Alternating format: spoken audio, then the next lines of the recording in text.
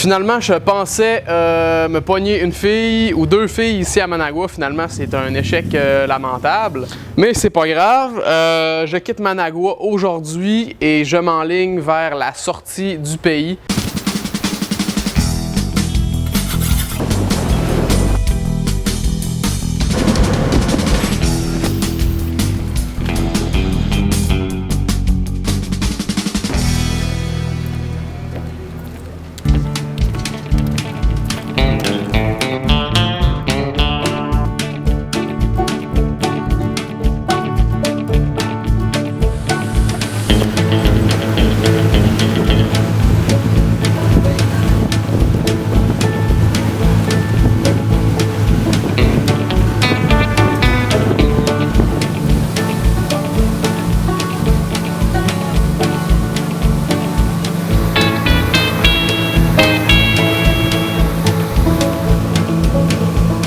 Fait que me voilà au Costa Rica.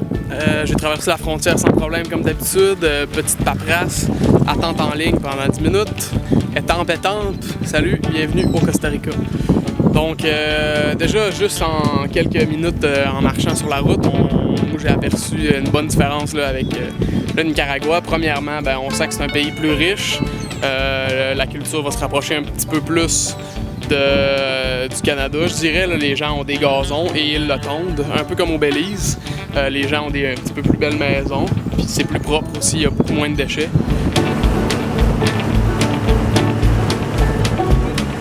Je traverse le pays en ligne droite. Je m'en vais au Panama. Parce que le Costa Rica, ça coûte cher. C'est un pays relativement riche. Puis le pouce dans les dernières heures ne fonctionne pas très bien. Donc le plus rapidement possible, je m'en vais au Panama. Je me suis fait arrêter par la police.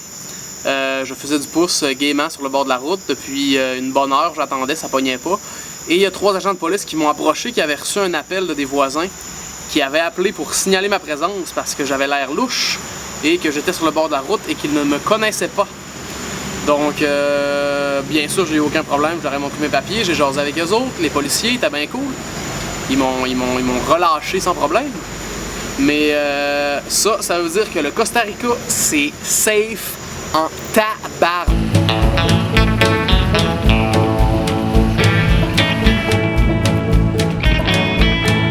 J'ai traversé le Costa Rica, la deuxième partie du Costa Rica aujourd'hui, donc ça m'a pris 1 journée et demie à traverser. Aujourd'hui, je dois vous avouer que ça a été une journée très pénible, gros soleil, ça tapait, je suais comme un porc. J'ai pas fait beaucoup de kilomètres, là. Le Costa Rica c'est un petit pays, le trajet que j'ai fait là, ça doit être genre 250 km gros max. Mais c'était pénible, là, les rides de pouce, j'attendais 2 heures pour me pogner une ride, je me faisais donner une ride de 4 km. Le monde me disait arrête de faire du pouce, pogne-toi un bus, non, ça n'a pas de classe, le monde te ramasseront pas, ils te connaissent pas, ils ont peur de tout. Fait que j'ai fait ça beau, man, puis je me suis ramassé un bus, j'ai investi 3$ pour prendre l'autobus pendant à peu près 1 heure. Puis j'étais arrivé à la frontière Panama-Costa Rica de nuit, puis je me suis loué une chambre d'hôtel, 2e hôtel du voyage. Ce coup-ci, il n'y a pas de com sur les murs, il n'y a pas de sperme partout, c'est cool. C'est une minuscule chambre, puis je vais dormir ici, je vais relaxer, je vais me doucher, ça va me faire du bien. Je vais décompresser un peu de la journée de merde d'aujourd'hui.